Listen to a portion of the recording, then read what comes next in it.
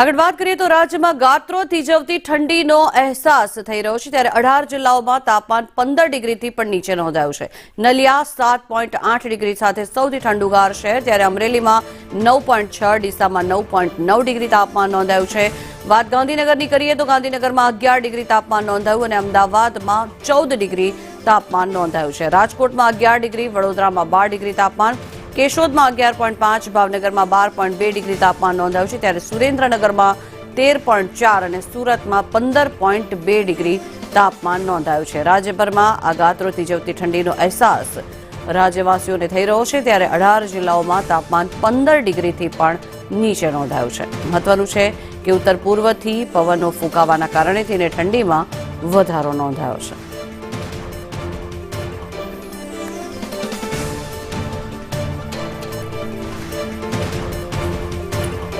તો આ અંગે વધુ માહિતી મેળવીએ સંવાદદાતા આયુષી યાજ્ઞિક આપણી સાથે જોડાયા છે।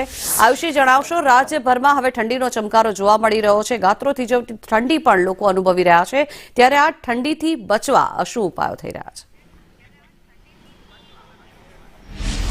બિલકુલ જંકના, જે રીતે સમગ્ર રાજ્યની અંદર ઠંડીનો ચમકારો જોવા મળી રહ્યો છે, ગાત્રો થીજવતી ઠંડી છે તેનો અહેસાસ લોકો કરી રહ્યા છે, ત્યારે અમદાવાદીઓ પણ 14 ડિગ્રી તાપમાન સાથે જે ઠંડીનો અહેસાસ છે તે કરી રહ્યા છે। ત્યારે ઠંડીથી બચવા માટે અલગ અલગ જે ઉકાળા હોય છે, સૂપ હોય છે, તેનું સેવન લોકો કરે છે, જેથી કરીને તેઓ આજે ઠંડીથી રાહત મેળવી શકે, રક્ષણ મેળવી શકે, કારણ કે ઠંડીની ઋતુની અંદર જે હેલ્ધી જે સૂપ હોય છે, જ્યુસ હોય છે, તે પીવાના અનેક ફાયદા છે। તેમની સાથે પણ વાતચીત કરીશું।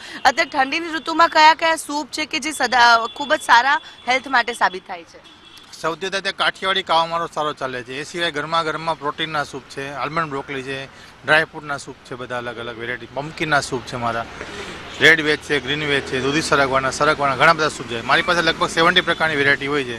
રોજના 200-300 માણસ મને પર ડે એવરેજ આવે છે। સામાન્ય દિવસો કરતાં અત્યારે ઠંડીની ઋતુમાં કેવો વધારો થતો હોય છે ગ્રાહકોમાં? હા, થોડી મતલબ પબ્લિક અવેરનેસ છે, પણ થોડી વહેલી મોડી આવે છે।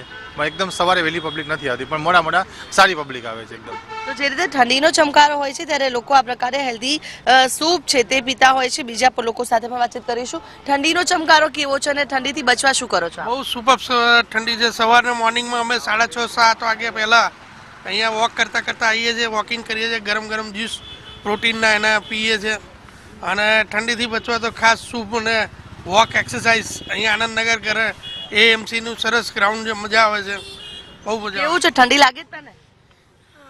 હા, લાગતી હતી, પણ હું જ્યારે અહીંયા આવીને મેં હોટ સૂપ પીધો ને એટલે ઠંડી ભાગી ગઈ ઠંડી। કયો સૂપ પીધો? Hot and shower. મજા આવે છે ઠંડીમાં ઉઠીને વહેલા આવી રીતે વોક કરવા આવું? હા બિલકુલ। તો જે રીતે ઠંડીનો ચમકારો છે, લોકો આ જે સૂપ છે તેનું સેવન કરે છે, જેથી કરીને ઠંડીથી રક્ષણ છે તે મેળવી શકે, ગરમાહટ છે તે બની રહે। હોટ એન્ડ સોર સૂપ છે, જિંજર કોરિએન્ડર છે, આ પ્રકારે અલગ અલગ જે સૂપનું સેવન લોકો કરે છે અને ઠંડીથી રાહત મેળવતા જોવા મળી રહ્યા છે। આભાર આયુષી સમગ્ર માહિતી બદલ। તો અમદાવાદની હાલ આ પરિસ્થિતિ છે, ઠંડીના કારણે થઈને અમદાવાસીઓ ઠંડીથી બચવા માટે ગરમ પીણા પણ પી રહ્યા છે અને વહેલી સવારે વોક લોકો કરી રહ્યા છે, એક્સરસાઇઝ કરી રહ્યા છે, ઠંડીથી બચવા અવનવા પ્રયોગો પણ હાથ ધરાઈ રહ્યા છે।